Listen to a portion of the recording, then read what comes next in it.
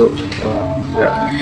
Assalamualaikum warahmatullahi wabarakatuh.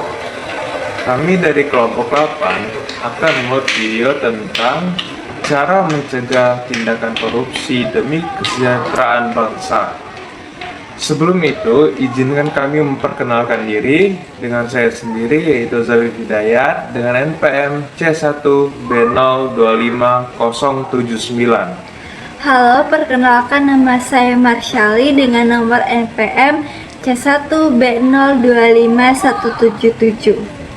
Halo semuanya, perkenalkan nama aku Gita Karina, NPM aku C1B025012.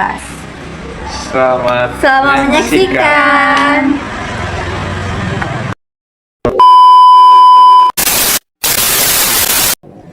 Oke, kali ini kan materi kita yang terakhir itu menjelaskan tentang korupsi.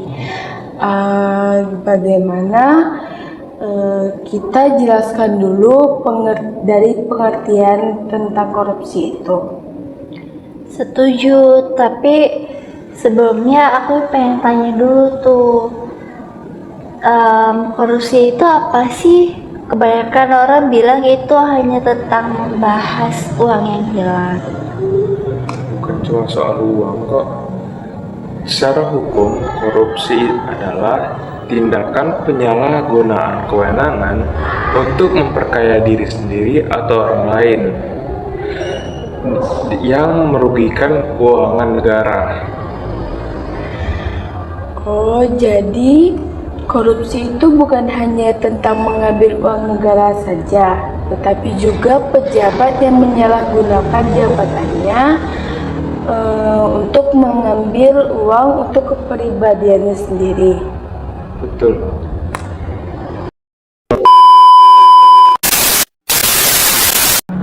Coba jelasin contoh yang sering terjadi.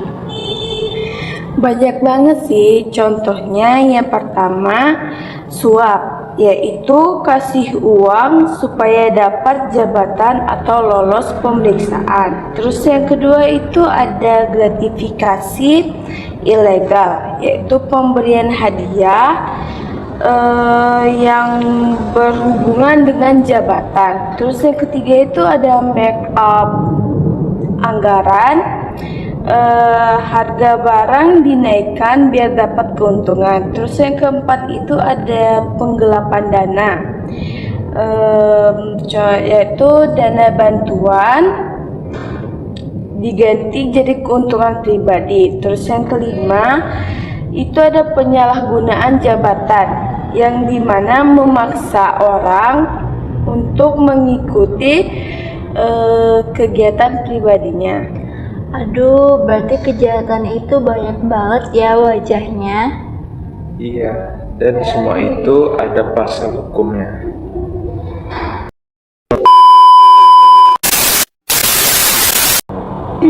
Lah ini yang aku tunggu-tunggu, pasal-pasalnya apa aja sih?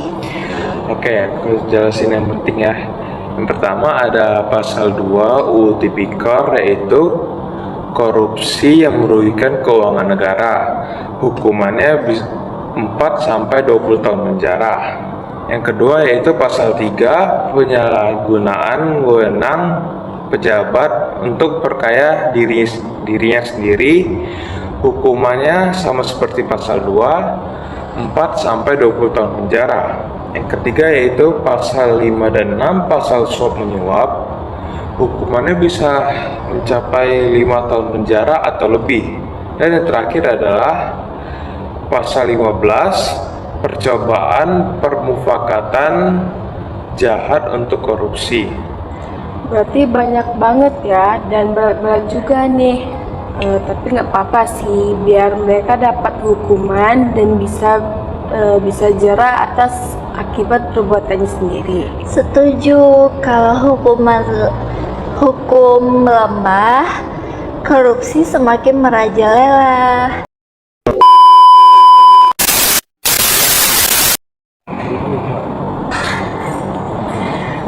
Teman-teman, orang bilang pemberantasan korupsi itu penting, tapi manfaatnya apa aja sih? banyak banget nih. Misalnya dapat meningkatkan kepercayaan masyarakat terhadap pemerintah, nilai ekonomi menjadi lebih tinggi karena investasi meningkat, keadilan sosial bisa tercapai, dan yang terakhir pelayanan publik lebih cepat dan transparan. Iya ya, kalau korupsi berkurang, kita sebagai mahasiswa merasakan dampaknya. Beasiswa lebih cepat cair dan pelayanan kampus lebih rapi. Benar, harga barang akan lebih stabil jika ekonomi bersih dari pemeriksaan anggaran.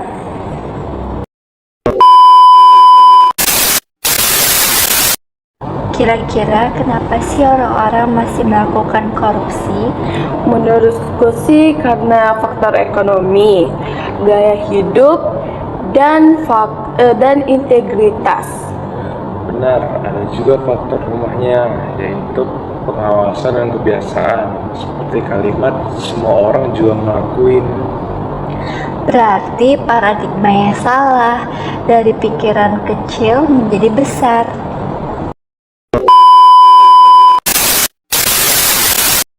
Nah, sekarang hal yang paling penting, bagaimana cara mencegah korupsi. Karena kita sebagai generasi bangsa agar tidak terjebak. Oke, banyak banget loh caranya. Yang pertama yaitu meningkatkan integritas pribadi, seperti jujur dalam hal kecil. Yang kedua yaitu pengawasan ketat dari BPK dan KPK dan masyarakat. Yang ketiga yaitu perlindungan whistleblower agar seseorang tidak takut untuk melapor. Yang keempat yaitu tidak melakukan kegiatan suap pada sehari-hari. Yang kelima yaitu edukasi anti korupsi sejak dini seperti di kampus. Jadi intinya dimulai dari diri sendiri dulu ya. Betul, karena dari hal sekecil apapun seperti tidak menyontek, terus nitip absen kepada orang lain, itu termasuk kita mencegah anti korupsi. Betul, korupsi ini bukan sekedar masalah finansial, tetapi juga masalah moral.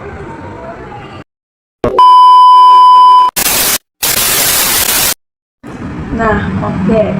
Kita kan sebagai generasi penerus bangsa, siapa lagi yang akan memulai budaya jujur kalau bukan kita?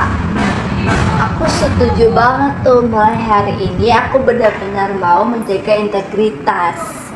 Aku nggak mau menjadi bibit-bibit korupsi. Bagus. Ingat bahwa korupsi itu seperti penyakit, dapat menyebar kemana-mana. Tetapi, jika kita dapat menjaga diri, memperkuat sistem, dan berani bersuara, korupsi itu dapat kita tekan. Jadi, ayo kita membangun negara ini agar lebih bersih dan maju, dimulai dari kita untuk semua orang dan dari sekarang. Setuju, kita generasi anti korupsi. Dan maka dari itu kita dapat melakukannya dengan tindakan, bukan hanya kata-kata.